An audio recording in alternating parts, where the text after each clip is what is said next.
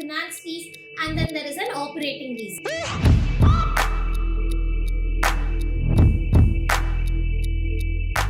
There are internal auditors everywhere, then how did that Vijay Mallya fraud even happen? Gross profit will give me the sales. Are internal auditors as independent as external auditors? Having understood the 5 steps in the revenue recognition process, it's now time for us to go in detail with each of the steps. Okay. So the first step, step 1, is identify the contract.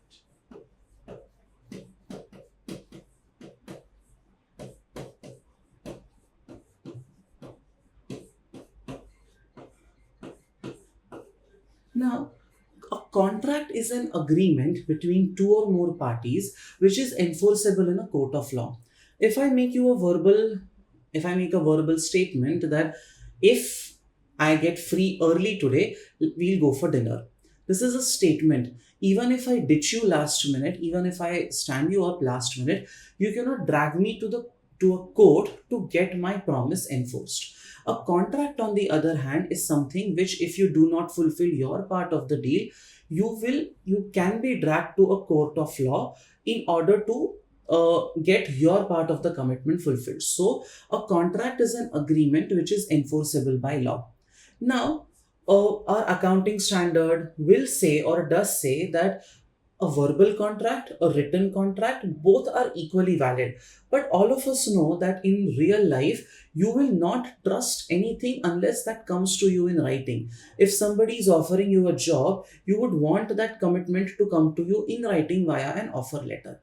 Similarly, when I'm talking, if you want to join Zell, you have paid money, you would want a document which will acknowledge the fact that you have paid money, and that against this money received, Zell has to provide you coaching services for the whatever number of subjects that you have enrolled for. So the first thing is that a contract is an agreement enforceable at law. The contract can be verbal, can be in writing, although in real life, most of the contracts have to be verbal. Now, for it to be a legal contract, the parties to the contract, the 2 signatories to the contract should have approved the contract and they are committed to perform their respective obligations. Parties to have approved the contract and they are committed to perform their obligations. Okay. They are committed to perform their obligations. Now, what does this in loose language, in loose parlance, loosely translated, what does this mean? If you want to check whether parties have approved the contract, they should have signed the contract. They should have affixed their stamp on the contract. In a lot of cases, the expectation is that every single page should be initialed, and in the end, there has to be a signature, date, and stamp by both the parties. In a lot of cases, presence of 2 witnesses is also considered necessary. Okay. Then the entity can identify each party's rights with respect to the contract. Okay. Can identify rights.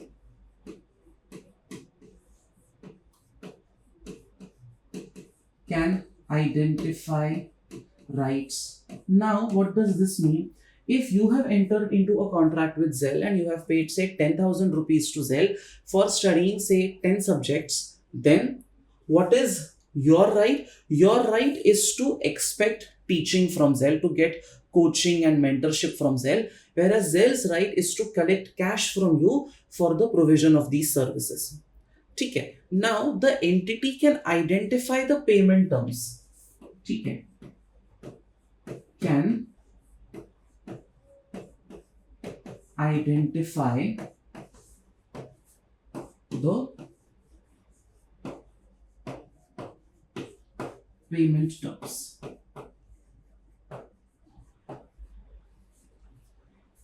Payment terms under the agreement, is it towards the end? Is it on percentage completion? Is it after the lapsing of every month? What are the billing criteria and what are the payment terms? Okay. Then the contract has commercial substance. Has commercial substance. Now, what does this mean effectively, that a contract has commercial substance? Please understand.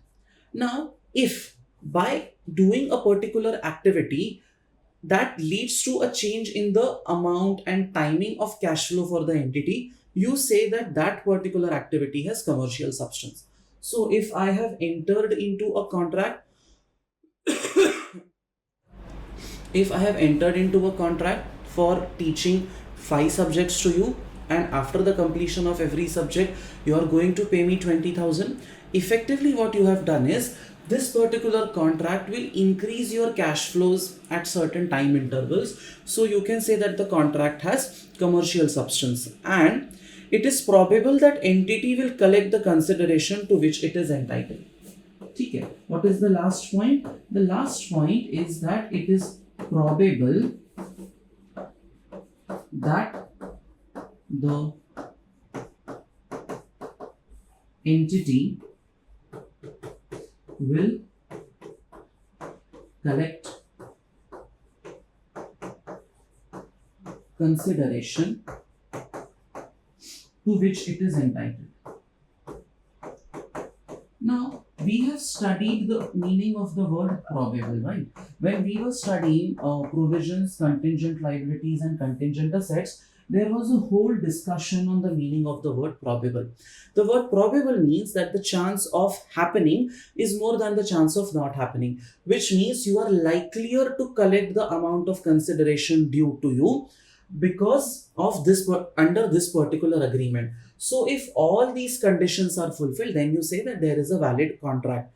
First one is the parties to the contract have approved the contract and they are committed to perform their obligations by signing, by initialing, by stamping. Then they can identify their rights under the contract. The parties can identify payment terms. The contract has commercial substance, and it is probable that the entity will collect consideration to which it is entitled. So the chance of you collecting is more than the chance of you not collecting.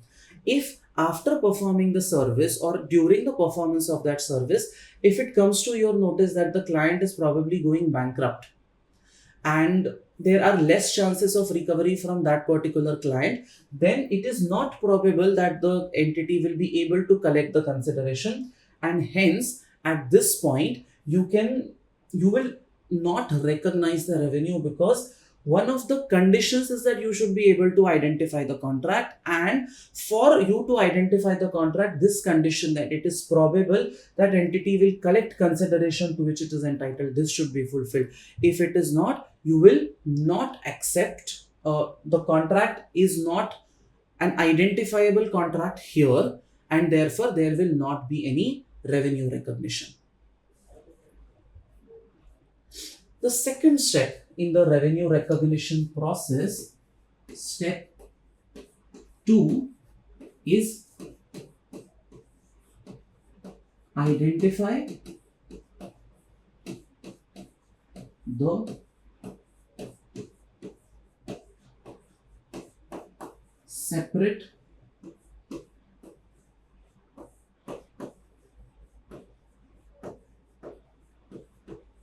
performance obligations. The second step says you have to identify the separate performance obligations. Now understand the meaning of the word performance obligation. Performance obligation is something that you have to do under the contract as a part of your deliverable. So if you purchase a mobile phone, if you walk into an Inspire shop, you purchase an Apple phone, along with that they are also giving you a warranty. Now what is this warranty? This warranty is a promise from the seller that in case something goes wrong with the phone, he will either come and replace the phone free of cost, or he will do repairs free of cost. You come to Zell, you pay 30,000 for a course, and that is for teaching you for one subject, or you pay 30,000 for the course and another 10,000 you pay for placement support or placement assistance. So these are two separate things that are expected under the contract. These are two separate performance obligations. Training you for the course is for 30,000, and helping you with jobs and placements and all of that is for another 10,000. That is where the second step comes into picture. Crucial for you to identify various performance obligations. There could be two, there could be more than two. For example, you purchase an air conditioner from, say, a Reliance Digital or a Vijay. Suppose you purchase an air conditioner from a Reliance Digital or from a Vijay Sales or anyone. Now, you naturally do not have the capacity to carry that particular AC with you at home. You do not know how to install it. So there are multiple performance obligations that Vijay Sales has to fulfill according to the discussion that you have had with them. The first thing that is there is sale of AC. Second thing is delivery / transport. Third thing that they must do is installation,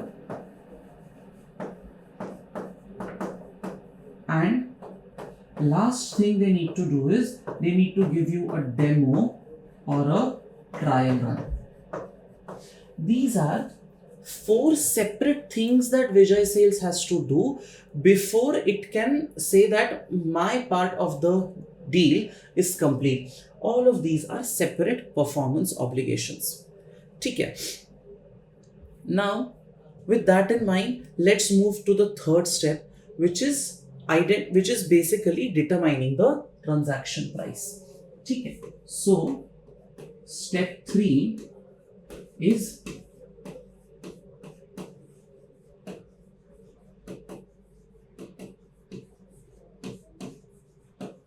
determining the transaction price. Now, this transaction price is the consideration that you are paying under the contract. Okay. The consideration, what is consideration? Something in return, something in exchange. So, transaction price is basically the amount of consideration to which an entity expects to be entitled to. If we have taught you 4 subjects, we expect to get 1 lakh rupees from you. That is the amount of consideration. Now, consideration is the money or something that you give in return, which is why consideration or transaction price, apart from your usual transaction price, so the first thing is price charge. Okay, price charge is my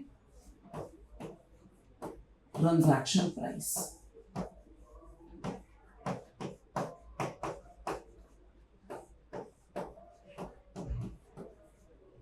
Price charge is my transaction price. How much is Zell charging you for a particular course that you are doing with Zell?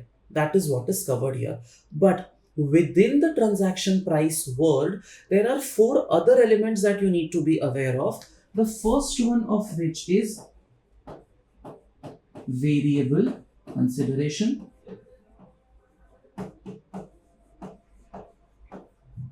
Then you have to talk about financing. You have to talk about consideration,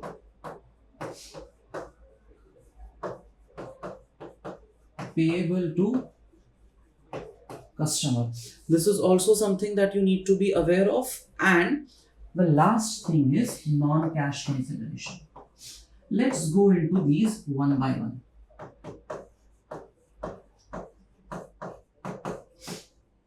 Okay. Suppose I were to talk to you about what all makes up the transaction price. There are these multiple elements that are there. Not the fixed price that you charge, plus variable consideration, financing component, consideration payable to a customer, and non-cash consideration. Out of these, in your FR exam, you only have to worry about financing, the financing component and consideration payable to customer 1 and 4 are not tested in your FR exam. Okay. Now let's understand what do you mean by financing. Okay. Say you want to join Zell and the fees that you have at Zell are 1 lakh rupees. Okay. The total fees are 1 lakh rupees. For a moment, assume that you don't have this 1 lakh. So what you will do is you will go to the bank and you will borrow 1 lakh from bank. Your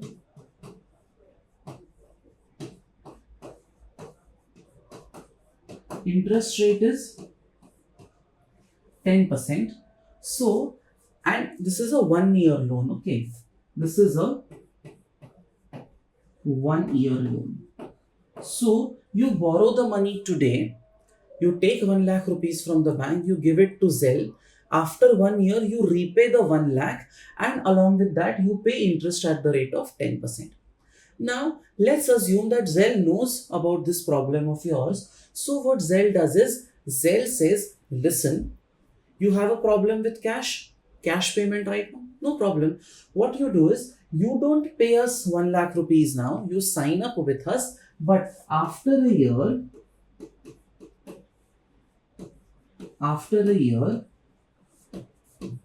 pay 1 lakh 10,000. Okay. After a year, pay 1 lakh 10,000. Don't pay us anything right now. A lot of people might think, it's better that way. Instead of having a cash outflow now, I'll have a cash outflow after 1 year, although of a slightly higher amount. Nobody has a problem with it. If you observe in the previous slide, you borrowed 1 lakh rupees from the bank, you added 10% rate of interest, and after 1 year, you repaid 1 lakh 10,000 to the bank. Okay. After 1 year, you repaid 1 lakh 10,000 to the bank. Observe here, what Zell has done is, Zell is saying, listen, don't pay 1 lakh rupees to us today. We'll give you that time. You avail services from us and after a year, you pay us 1 lakh 10,000. So if you think of this 10 lakh, what Zell is also doing is, isn't Zell indirectly financing you? Instead of asking you to pay today, Zell is saying, don't pay us today, pay us after 1 year. So they are allowing you to avail the service without having to pay for that service. So the fees part is still 1 lakh rupees because any other individual, if he joins Zell, has to pay 1 lakh today. Even you would have to pay 1 lakh today. But because Zell allowed you to delay the payment, it in a way indirectly financed you, and that 10,000 which Zell is collecting from you is your interest. Okay. From Zell's standpoint, think about it this way. What was revenue? Revenue was income from main business activity. So this fees of 1 lakh will be recorded as revenue, and this 10,000 ka interest will be recorded as other income. Okay. 10,000 ka interest will be recorded as other income under, and you can call it interest income. It is, the only point is, you should not call it revenue because this is not income from main business activity. Now, when you are faced with a situation like this, what happened was 10,000 at the rate of 10% was the rate at which borrowing and lending was happening in the market. So, if Zell is charging 1 lakh 10,000, so if you want to calculate the total amount to be calculated as revenue, what you will do is, you will have to calculate present value of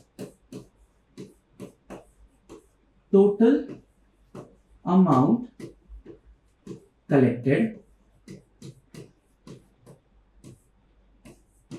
present value of total amount collected, discounted at the rate of interest. Discounted at the rate of interest. Now, when I say discounted at the rate of interest, what do I mean? That I have to apply the discounting factor. So, my revenue, if I want to calculate that, is total amount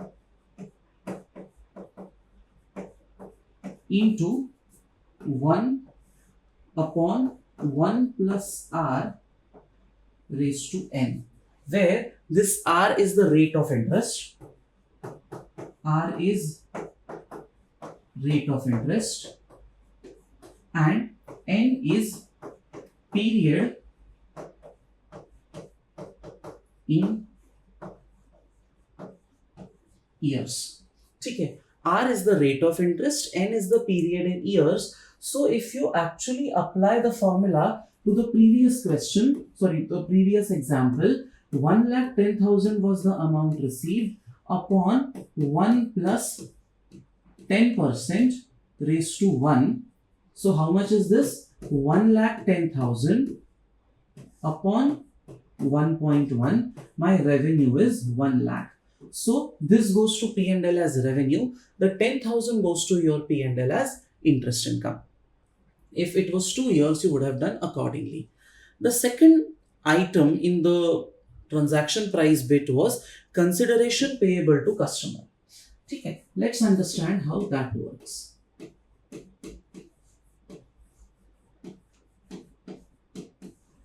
Consideration payable to customer. Say suppose I am a baker, I am baking cakes. You are a customer, you come to me and you say that you want a particular cake of a particular dimension of a particular flavor.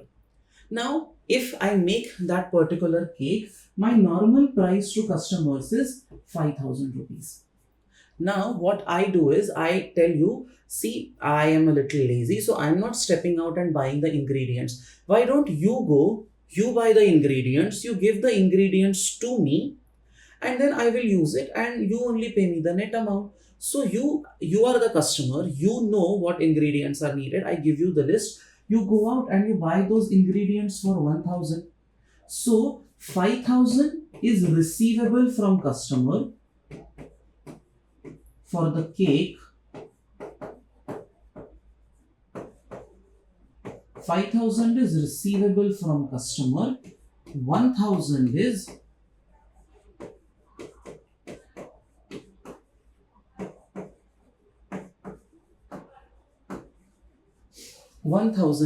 payable to the customer.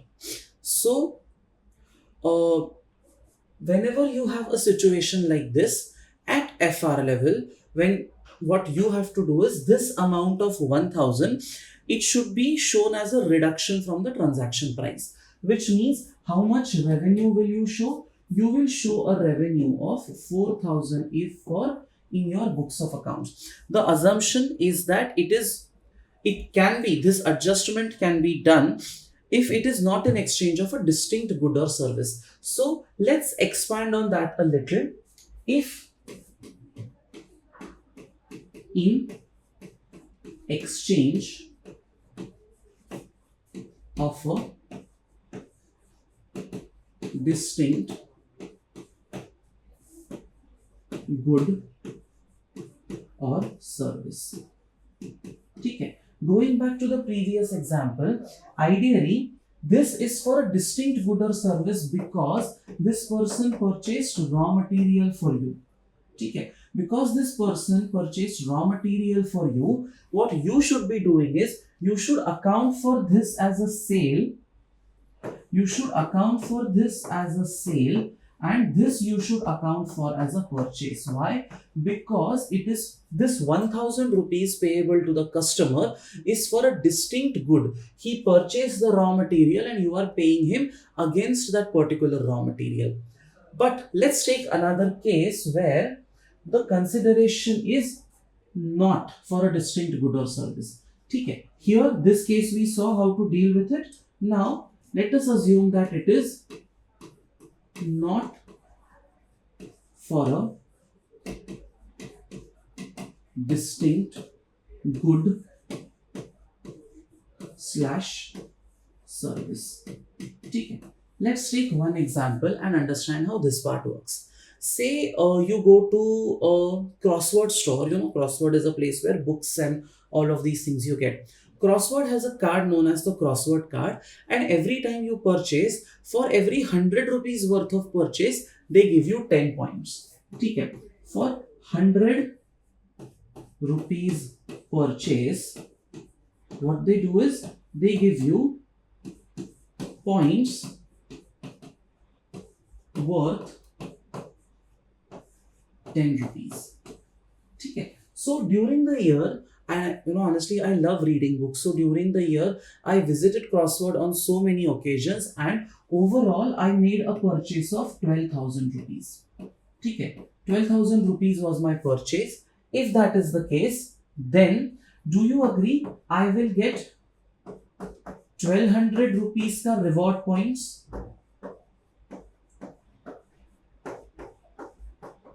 I will get 1200 rupees ka reward points. Now, what is the offer? If you come to the store, you can get these reward points redeemed. And if I say purchase something worth 1500, these 1200 points will be adjusted against that 1500, and I will have to pay only 300. Now, this 1200 that is payable by Crossword to me is not for a distinct good or is not for a specific distinct good or service. It is for the overall purchases I made during the year. So this amount can be adjusted, this amount should be adjusted against the total transaction price. So if I purchase books,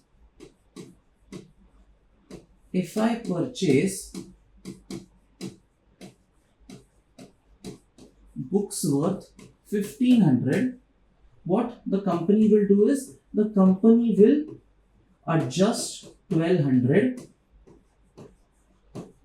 against transaction price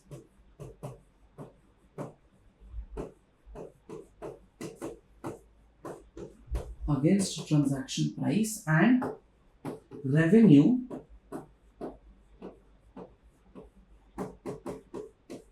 will be 300.